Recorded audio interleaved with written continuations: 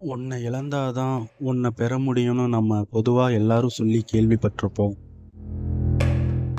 இந்த கதையில் வர நபர் எதை இழந்ததால் எதை பெறார் என்பதை பார்க்கலாம் வாங்க. ஒரு துறவி பல வருஷமாக அவர் தியானம், பல கஷ்டமான பயிற்சிகள் எல்லாத்தையுமே கடைப்பிடிச்சிட்டு இருந்தார், பண்ணிகிட்டு இருந்தார். ஆனாலும் அவருக்கு ஞானம் கிடைக்கவே இல்லை. ஒரு நாள் இரவு முழு பௌர்ணமி அன்னைக்கு அவர் தண்ணி எடுப்பதற்காகவே செய்யப்பட்ட மூங்கில் கூடையில் ஒரு குளத்திலிருந்து தண்ணியை எடுக்கிறாரு. தண்ணியை எடுத்துட்டு அவர் அப்படியே தன்னோட கூடாரத்தை நோக்கி நடந்து போயிட்டு இருந்தார். அவர் கையில் வச்சுருந்த அந்த கூடையில் நடக்கும்போது தண்ணி ததம்பி அசையும். அந்த அசைவில் அந்த தண்ணியில் தெரிய நிலாவோட பிரதிபலிப்பும் சேர்ந்து அசைந்தது. அதை பார்த்துக்கிட்டே நடந்து போன அவர் தவறுதலாக கால் தடுக்கி கீழே விழுந்துடுறாரு. கீழே விழுந்த அதிர்வில் அந்த மூங்கில் கூட விரிசல் விட்டுருது. அந்த விரிசல் வழியாக அந்த கூடையில் இருந்த தண்ணியெல்லாம் கொஞ்சம் கொஞ்சமாக வெளியே போகுது. அதையும் அவர் பார்க்குறாரு. அவர் பார்த்துக்கிட்டு இருக்கும்போதே தண்ணியெல்லாம் கொஞ்சம் கொஞ்சமாக வெளியேற அந்த நிலாவோடைய காட்சியும் கொஞ்சம் கொஞ்சமாக மறைஞ்சிட்டே போயிடுச்சு. இப்போ அந்த கூடையில் தண்ணியும் இல்லை, நிலாவோட பிரதிபலிப்பும் இல்லை.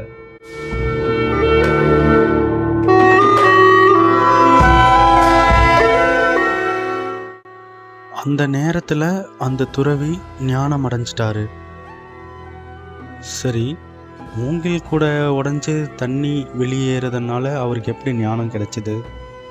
வாங்க, இதில் என்னென்ன அடையாளங்களை நம்ம பார்க்க வேண்டியது இருக்குன்னு இப்போ பார்ப்போம். அந்த மூங்கில் கூடை நம் மனதை குறிக்குது. நான் என்ற அகங்காரத்தின் அடையாளமாகவும் அது இருக்குது.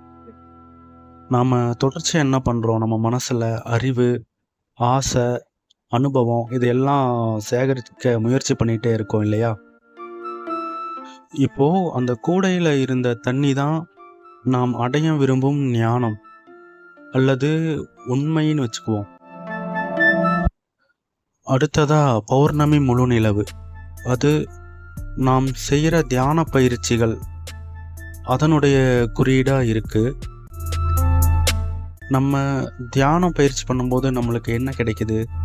தற்காலிகமாக ஒரு அமைதி. அப்போது அந்த மூங்கில் கூடையில் இருந்த தண்ணியில் தெரிஞ்சது நிலவல்ல, நிலவோட பிரதிபலிப்பு தான். அந்த துறவி தனது மனமான மூங்கில் கூடையில் ஞானமான தண்ணீரை நிரப்ப முயன்றார். அவர் தியானத்தில் ஈடுபட்ட போது தற்காலிகமான அமைதியை நிலவின் பிரதிபலிப்பை போல கண்டார். ஆனால் அது நிரந்தர ஞானம் அல்ல. கூடை உடைந்த போது, அதாவது அவர் நான் என்ற மனதை கைவிட்ட போது, தண்ணீரும் பிரதிபலிப்பும் மறைஞ்சிருச்சு. அப்போ அவர் உண்மையான நிலவு வானத்தில் இருப்பதை உணர்ந்தார். ஞானம் என்பது நாம் அடைய வேண்டிய ஒன்றல்ல, அது எப்போதும் நம்முடன் தான் இருக்கிறது என்பதை உணர்ந்தார். நமது மனம் என்ற தடையை உடைக்கும்போது அந்த உண்மையை நாம் உணர்கிறோம். இதுவே இந்த ஞானத்தின் அடிப்படை. தியானம் தராத ஞானம் கூடை உடைந்ததால் கிடைத்தது. தியானம் என்பது மனதை ஒருமுகப்படுத்தும் ஒரு பயிற்சி. இதன் மூலம் தற்காலிக அறிவையும் தெளிவையும் பெற முடியும். ஆனால் பல சமயங்களில் தியானமே ஒரு இலக்காக மாறிவிடுகிறது. நான் தியானம் செய்கிறேன், ஞானம் அடைகிறேன் என்ற எண்ணம். நான் என்ற அகங்காரத்தை மேலும் வலுப்படுத்தக்கூடும்.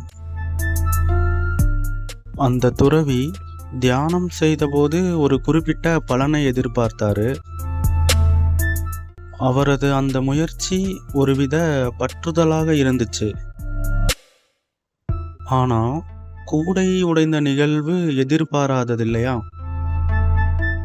அந்த நேரத்துல அவரோட கட்டுப்பாடு முயற்சி எல்லாமே கைவிடப்பட்டுருச்சு. அவருக்குள்ள இருந்த நான் என்ற எண்ணம் மறைஞ்சு போயிடுச்சு.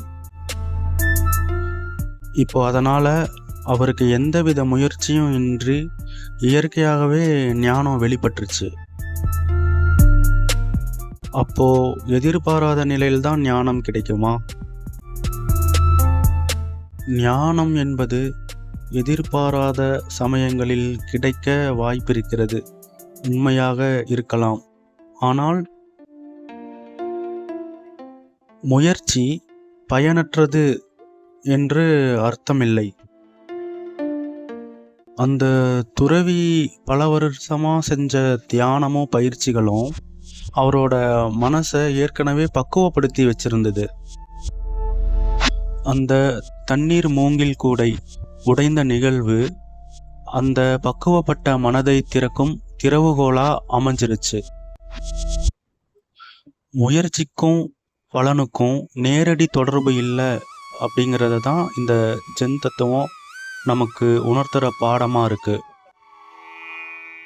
நாம் செய்யும் முயற்சிகள் அனைத்தும் நம்மை பக்குவப்படுத்தும்.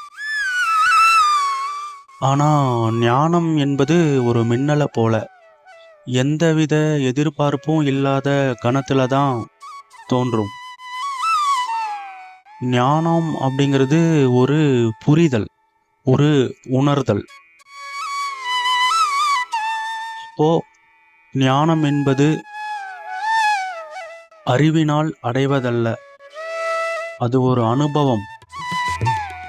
வெறுமனே புத்தகங்களை படிப்பதாலோ தத்துவங்களை விவாதிப்பதாலோ மட்டும் ஞானம் கிடைத்துவிடாது. சுயத்தை இழக்கும்போது, நான் என்ற அகந்தை அழியும்போது தானாகவே ஞானம் வெளிப்படுகிறது. அந்த துறவியின் கதை இந்த ஆழமான உண்மையை மிக தெளிவாக விளக்குது. நாம் நம்முடைய அனைத்து முயற்சிகளையும் தொடருவோம். ஆனால் பலனில் பற்றில்லாமல் இருப்போம்.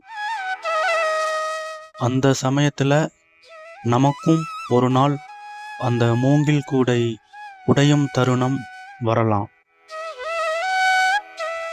இந்த அழகான ஜென் கதையை கேட்கும்போது உங்கள் மனதில் என்ன சிந்தனைகள் உதிக்குது? மறக்காமல் கமெண்ட் பெட்டியில் எழுதுங்க. எல்லாரும் மகிழ்மனம் சேனலை சப்ஸ்கிரைப் பண்ணுங்கள், லைக் பண்ணுங்கள், ஷேர் பண்ணுங்கள். நன்றி. மீண்டும் சந்திப்போம்.